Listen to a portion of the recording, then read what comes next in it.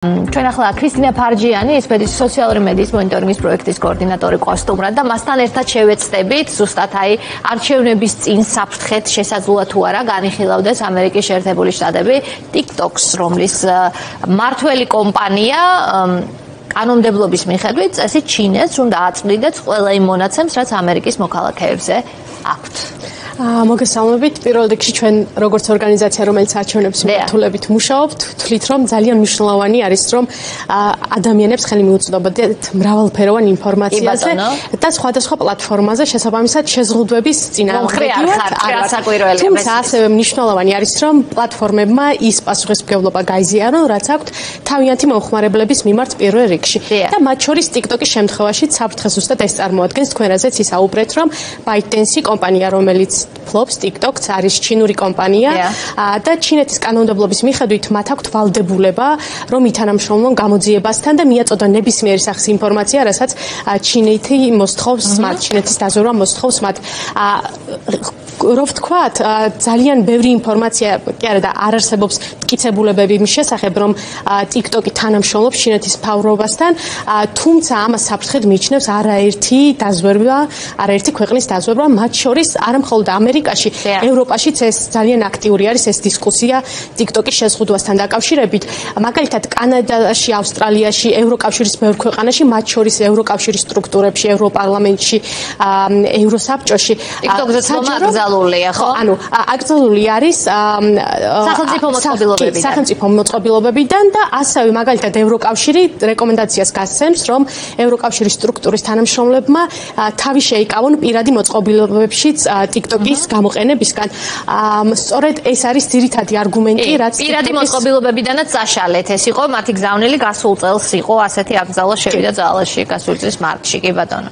ხო, და ანუ TikTok-ი დაბლოკილი არის მაგალითად ინდოეთში 2020 წლიდან, როდესაც შეტაკება მოხდა ინდოეთისა და ჩინეთს შორის სადაო ტერიტორიების გამო და ბევრ ქვეყანაში მიმდინარეობს აქტიურად ეს დისკუსია TikTok-ისთვის შეზღუდვების დაწესებასთან დაკავშირებით, თუმცა ამერიკა რა თქმა უნდა მოწინავე არის იმ კონტექსტის გათვალისწინებით, რომ ძალიან მნიშვნელოვანი არჩევნები არის და ასევე პრეზიდენტმა ბაიდენმა თქვა, რომ თუ სენატიც მხარს დაუჭერს ამ კანონპროექტს, ის ხელს მოაწერს, მიუხედავად იმისა, რომ თვითონვე გახდა TikTok-ის მომხმარებელი და სუპერბოულის პერიოდში დარეგისტრირდა ამ პლატფორმაზე. ხო, აი ახლა კითხვა მაქვს, შეიძლება თუ არა TikTok-ის მფლობელმა კომპანიამ გადაირჩინოს თავი და რა გზა ამისთვის თუ ის ჩაეხსნება ჩინურ კომპანიას, როგორც ხვდებით, ამ შემთხვევაში არ დაბლოკავენ TikTok-ს ამერიკის შეერთებულ შტატებში, თუმცა წარმომადგენელთა პალატისგან განსხვავებით სენატი არ იყო ასეთი მკაფიო გზებში, რამდენიმე გზას განიხილავენ ისინი, შესაძლოა ასეთი მკაცრიც არ იყოს ვერდიქტი. კი.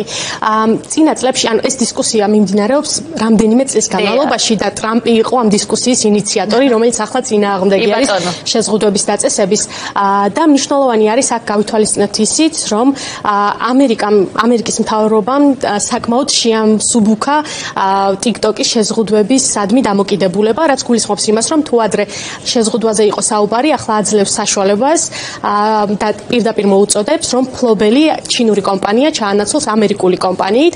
ამის მცდელობა 2020 წელსაც იყო, თუმცა გარიგება არ შედგა. ორი დიდი კომპანია იყო დაინტერესებული TikTok-ის შეყიდვით, მაგრამ არ შედგა გარიგება. თუ პრეზიდენტი ხელს მოაწერს, შემდეგ TikTok-ს ექნება 6 თვე, რომ შეცვალოს თავისი მმართველობა.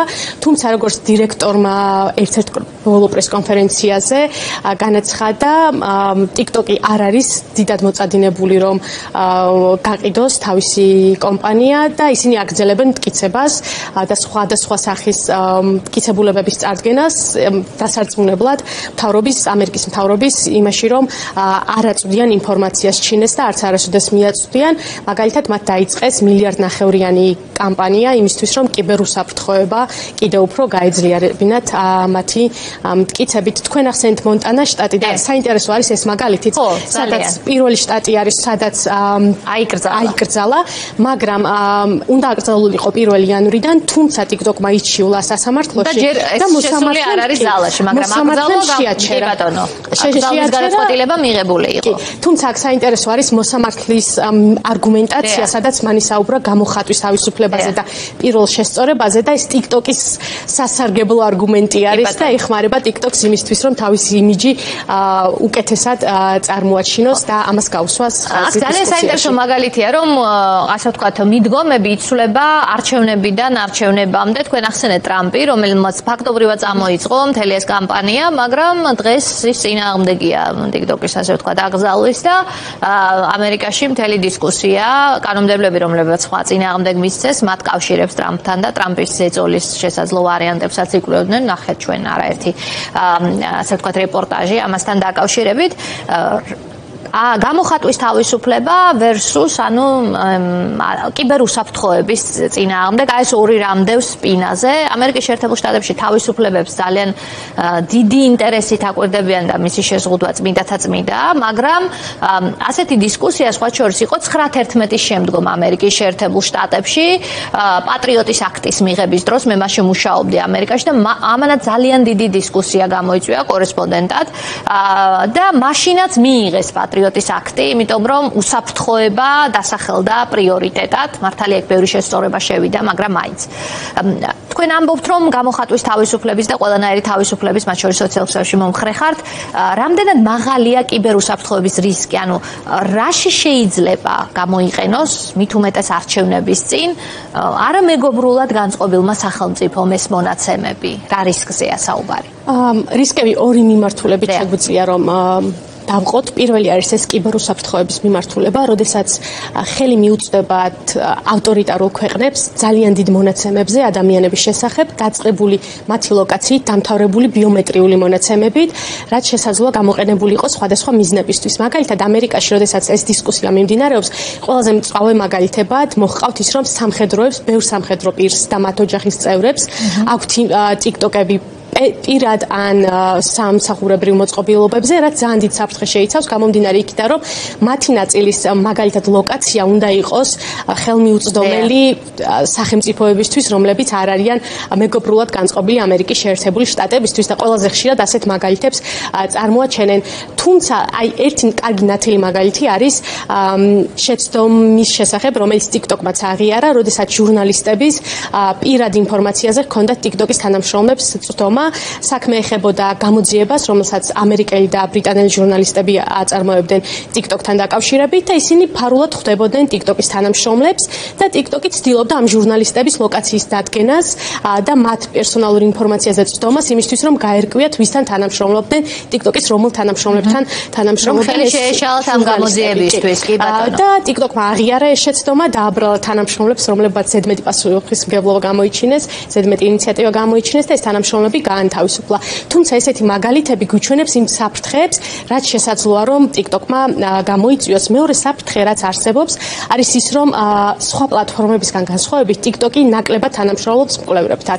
მაგალითად, საქართველოში რაც გამოწვევა გვაქვს, არის ის, რომ დეზინფორმაცია და პროპაგანდა გაცილებით უკეთ ვრცელდება TikTok-ზე და ჩვენ 2 წელს წინ ჩაატარებული კვლევის შედეგად დავინახეთ, რომელიც ისედმა ჩაატარა, რომ ის აქტორები, რომლებიც მაგალითად Facebook-ზე დაბლოკილი იყვნენ სხვადასხვა დეზინფორმაციის ან არაავთენტური კოორდინირებული ქცევის გამო TikTok-ზე გადავიდნენ და აქ ცდილობენ, რომ თავიანთი ნარატივები გაავრცელონ. და ეს გამოწვევა არ არის მხოლოდ საქართველოსთვის, არის მთელი მსოფლიოსთვის გამოწვევა, რომ TikTok-ი არის შედარებით ნაკლებად რეგულირებული პლატფორმა, ნაკლებად თანამშრომლობს მკვლევრებთან, მეტასგან განსხვავებით, რომელიც Facebook-ს და Instagram-ს ფლობს და ქმნის უკეთეს გარემოს იმისთვის, რომ სხვადასხვა სახის დეზინფორმაცია გავრცელდეს. ამერიკაში, რაზეც ბოლო პერიოდში ძალიან აქტიურად მიმდინარეობს მსჯელობა, არის ანტისემიტური კონტენტის წამოწევა TikTok-ზე, რასაც ალგორითმს აბრალებენ სხვადასხვა ინფლუენსერები და აქტივისტები და TikTok-ი ცდილობს, რომ მათ თანამშრომლებს ჰქონდა შეხვედრები, რომ დაემტკიცებინა, რომ ისინი არ არიან ანტისემიტური და ასევე საინტერესო, რომ პრორუსული გზავნილების და პრორუსული კონტენტის უფრო მეტად წამოწევით დაინტერესებული, თუმცა ეს ეჭვები ჯერ კიდევ არსებობს სხვადასხვა ინფლუენსერებში, აქტივისტებში, რომლებიც დაინტერესებულნი დაინტერესებული არიან იმით, რომ ეს თემები, რომლებიც ანტისემიტიზმს და ასევე რუსულ გავლენებს ეხება, რაც შეიძლება ფართო აუდიტორიას არ მიწვდეს. კი ბატონო, ჩვენ თუ გავითვალისწინებთ, რომ არჩევნებში ჩარევისთვის რუსეთმა ამერიკის შეერთებულ შტატებში ზუსტად რომ სოციალური ქსელები გამოიყენა და ისეთ რეგულირებად სოციალურ ქსელშიც კი როგორც Facebook-ია, მოახერხა მან საკუთარი ინტერესის გატარება, იქ ფეიქ ინფორმაციის გავრცელება, დისკურსის შემოტანა, ადამიანების ერთმანეთზე დაპირისპირება, ეს ყველაფერი რუსეთის ინტერესში იყო ამ არჩევნებში, ხომ დისკუსიის წარმოქმნა, მეორე ხარისხოვან თემებზე ყურადღების გადატანა და ასე შემდეგ. მათასი ხერხია თქვენ ჩემზე უკეთ მოგეხსენებათ, როგორ შეიძლება სახლში დატოვო ამ მრჩეველი, ანუ არც ის ნიჰილიზმი გაუჩინო უბრალოდ, რომ ყველა ცუდია და ასე შემდგომ. აი მაგალითად დანია, თქვენ ახსენეთ ბევრი ქვეყანა, პრინციპში მოყევით და მე არ ჩამოყვები ყველას ცალ-ცალკე, როდის სად აიკრძალა, მაგრამ განმარტება თითქმის ყველგან ერთი და იგივეა. დანიის თავდაცვის სამინისტრო მაგალითად როცა მსჯელობდა ამ თემებზე, კიბერუსაფრთხოების მიზეზს ასახელებდა თანამშრომლებს სამსახურებრივ მოწყობილობებზე აპლიკაციის გამოყენებას უკრძალავდა და განცხადებაში ნათქვამი იყო, რომ ქვეყნის კიბერუსაფრთხოების ცენტრი, რომელიც დანიის საგარეო დაზვერვის სამსახურის ნაწილია, აპლიკაციის გამოყენებაში ჯაშუშობის რისკს ხედავს. ანუ თქვენ რაც ახსენეთ, რომ ამერიკის შეერთებულ შტატებში არის ბაზები, სადაც სამხედრო ჯარისკაცები იმყოფებიან, ლოკაცია გემი, ასე შემდგომ, რასაც არ ასაჯაროებენ. ჯაშუშობის ბრალდება საკმაოდ ისეთი სერიოზული ბრალდება. როცა სასწორზე ეს ორი რამდევს, რა იქნებოდა საუკეთესო გამოსავალი, აი დამოუკიდებელი მკვლევარების აზრით იქნება თქვენთვის ცნობილი. ძალიან რთული არის ამ თემაზე მსჯელობა, იმის გათვალისწინებით, რომ გამხატვის თავისუფლება არის ძალიან მნიშვნელოვანი.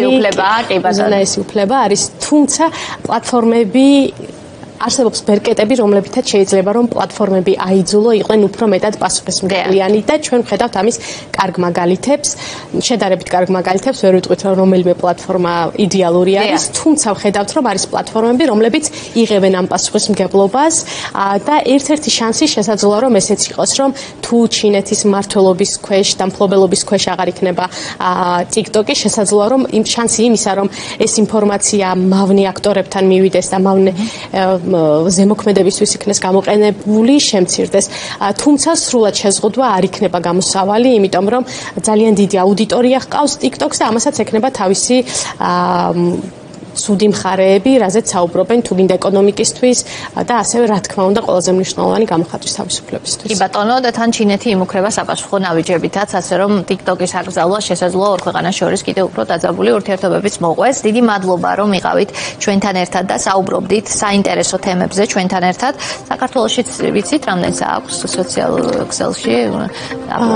ხო, ან ოფიციალური მონაცემები არ არსებობს, თუმცა TikTok-ს აქვს ინფორმაცია რეკლამებისთვის და ამ ერთ-ერთ რეპორტში ნახსენები არის, რომ საქართველოში 2,5 მილიონი მომხმარებელი ყავს TikTok-ს, ასე რომ საქართველოშიც თითქმის 85% არის ინტერნეტ მომხმარებლების TikTok-ზე დარეგისტრირებული, ასე რომ ჩვენზეც დიდი გავლენა ექნება ამ პლატფორმას. კი ბატონო, მით უმეტეს თუ ექნება ამერიკის შეერთებულ შტატებსა და განვითარებულ ევროპულ ქვეყნებში ექნება საქართველოშიც. დიდი მადლობა. ქრისტინა ფარჯიანი, ისვედის სოციალური მედიის მონიტორინგის პროექტის კოორდინატორი იყო ჩვენი სტუმარი.